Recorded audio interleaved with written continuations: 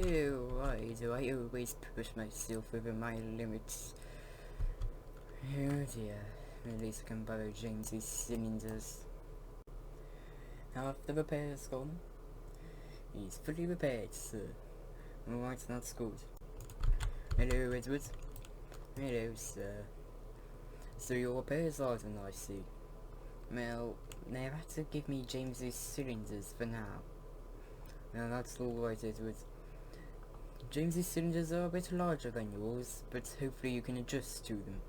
I hope so too, sir. Anyways, I'd like to see if you could steam back to the sheds today. I'll try, sir. Alright, Edward. Steam away. I'll be driving along in my car, following across the tracks if you struggle. Alright, sir, said Edward, and the Topham Hatt walked away. Soon Edward's fire started, and he made a nice lot of steam. How's it going, Edward? Sir Topham Hatt shouted from his car. It's going fine, sir, Edward shouted back. He soon made enough steam to steam out the works. He soon reached out a lot of steam and steamed out of the works. Sir Topham Hatt followed alongside Edward on the road, and he shouted different things to Edward, seeing if he was alright. How is your cylinders, Edward? Said Sir Topham Hatt. They're good, sir, but they are a bit large. You're used to smaller cylinders, Edward. You need to adjust to them. I know, sir, said Edward, and he steamed off along the line to Tismouth sheds. James was sad. He had been put into his shed for playing a trick on Stanley, who is now Knapford's permanent station pilot. And because Edward has been in the works for a couple of weeks, this only helped to make him feel worse. Until he heard Edward's whistle. Edward! He shouted.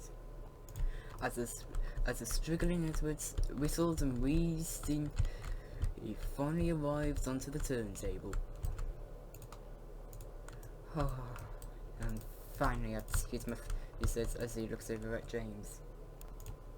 James smiled, and so did Edward. It's so good to see you back, Edward, said James. Oh, it's nice to see you too, James, Edward replied with. So, what are you going to be doing? Well, Sir Topham Hatt had to follow me here, just to see if I was alright. Isn't that right, Sir Topham? Edward said as he looked over to his car. Yes, said Sir Topham as he walked up. You seem to have done fine, Edward, but what was all that whistling and wheezing? It was coming from my boiler, sir. I don't think I was fitted with the right correct boiler. But that is to be expected if the parts for me aren't made anymore. Yes, I know, Edward. It's a miracle we can still make you look the same. Well, hopefully I can get back to testing again tomorrow.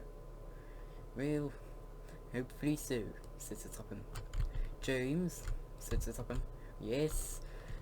Yes, sir, James said. Now, since Edward is back, you can do his jobs. Oh, yes, sir, said James. But, sir, that makes no sense. Why was he doing my jobs when I've got him back? I did not word that correctly, Edward.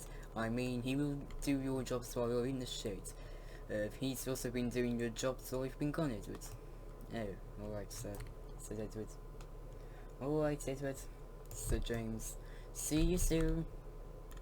See you soon, James, Edward said, as James turned around on the turntable and steamed out of Tismouth. Edward went to sleep, getting ready for the next day. That night, when Henry, Gordon and Emily came to the sheds, they had an unexpected surprise there. Edward. It's so good to have you back, Edward, said Emily. Oh yes, good to have you back, Edward. Home sweet home, I assume, said Emily. Of course, it is him, Edward said. Also, it's good to have you back, Edward, said James.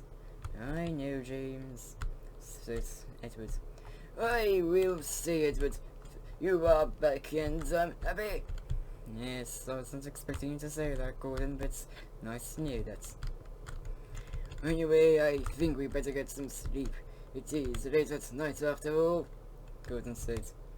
Yes, you're right, Gordon. Good night, everyone. So, all the engines went to sleep. When the engines woke up, they wished Edward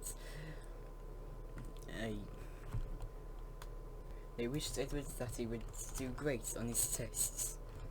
I hope I will too, replied Edward, and he steamed onto the turntable.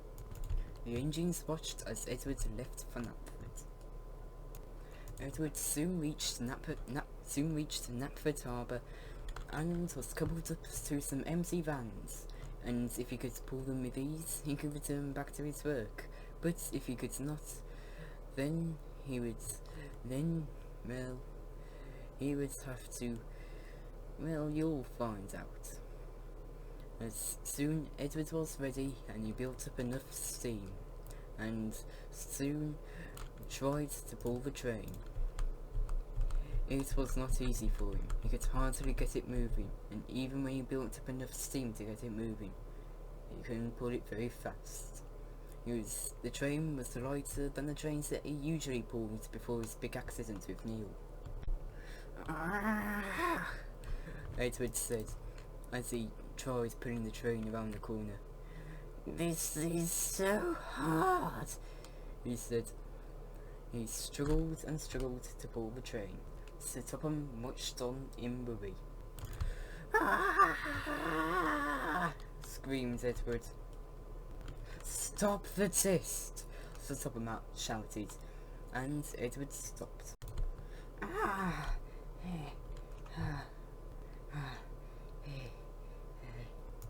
Sir Topham walked up alongside Edward. You all right, Edward? Said Sir Topham. I hope so, said Edward. He was out of puff. Go and get a drink at the water tower, said Sir Topham. Yes, sir. With the trucks, said Edward. No, Edward. You can leave the trucks here. Thank you, sir, said Edward. And Edward steamed off to the water tower. And Sir Topham walked back to the Knapford station. Once Edward got a drink from the water tower, he went to Knapford to listen to what Sir Topham was saying. And Mosey was there getting ready to take a passenger train, but she saw Edward was sad, so she wanted to know what was going on. Edward, are you alright? Mosey said. I hope so, said Edward, and he carried on listening into Sir Topham's conversation. I might have to retire Edward, as he does not seem to have the strength that he used to anymore, said Sir Topham on the phone. I hoped this day wouldn't come, said Edward. But don't worry, Edward, hopefully you'll be able to stay here on display, maybe, said Rosie. I don't know if it'll work like that, Rosie, said Edward. Murdoch was at Knapford Harbour sheds, getting a polish and also having his controls cleaned. One of the workmen at his controls were cleaning the controls when they accidentally jammed his brake. Luckily the brake was off, but, well, he was also cleaning Murdoch when he accidentally turned on Murdoch's regulator. He was now moving. Oh, says Murdoch, I'm on the move! And he steamed out of the sheds. The workman had jumped out, but Murdoch was now on the run, without a driver or fireman. Soon Murdoch was coming up to Knapford station. He was now at his average speed. He was not looking forward to what would happen next. Help! Help! Says Murdoch. I'm on the run! Edward saw what was happening and knew immediately what was happening. Oh dear, not again, said Edward. I'm going after him, said Edward, and he rushed away. Edward, come back, said Rosie. But Edward didn't come back, and he rushed after Murdoch. Soon, Edward caught up to Murdoch, who at this point, who was on the main line, was going at a very fast speed, the speed that Edward could hardly keep pace with. Murdoch, can you brake? Said Edward. No, I can't. No, I can't, Edward. I have no driver or fireman. Alright. Alright, I'm gonna have to think of a way to get you to slow down. Alright, Murdoch, said Edward. But please hurry, Edward, said Murdoch. I'm worried I'll crash. Hopefully you won't, said Edward. And they carried on down the line. Help me! Murdoch! Murdoch! Edward! He's a runaway, Gordon. Okay, then sorry, Murdoch and Edward. Help me! What was that, Toby? I don't know, Thomas. Keep the line clear. Murdoch's a runaway. Edward! Oh dear. Edward, please help me. I'm trying, Murdoch. You're going too fast. Oh, I'll try and slow myself down if I can. Well, we only work with drivers and firemen, and I highly doubt you can. Oh, I think you're right there, Edward. But help me. I'm trying, Murdoch. Then Edward noticed a set of switches up ahead. I'll switch onto your line, Murdoch, said Edward. Just then, Edward burst one of his cylinders, but he knew he had to save Murdoch. Edward switched tracks and went onto Murdoch's line. He then slowed himself down and buffered up to Murdoch, and then tried to brake as hard as he could. Ah! Driver, get onto Murdoch and try and stop him, said Edward. Yes, Edward, said his driver, and he climbed out of Edward's cab, onto Edward's tender, onto Murdoch, and into his cab. Oh, I hope you know what you're doing. Oh, I hope you know what you're doing, Edward, said Murdoch. I hope so too, and my driver. Just then, Edward's second cylinder burst. The two engines were still going very fast down the line. They didn't know that Percy was at Elsbridge and was on their line. Ah! Said Edward. While Edward's driver was trying to stop Murdoch, he realised that his brakes were jammed. His brakes are jammed, said his driver. Ah! Said Edward. Then his spoiler burst. It was now falling apart. Ah!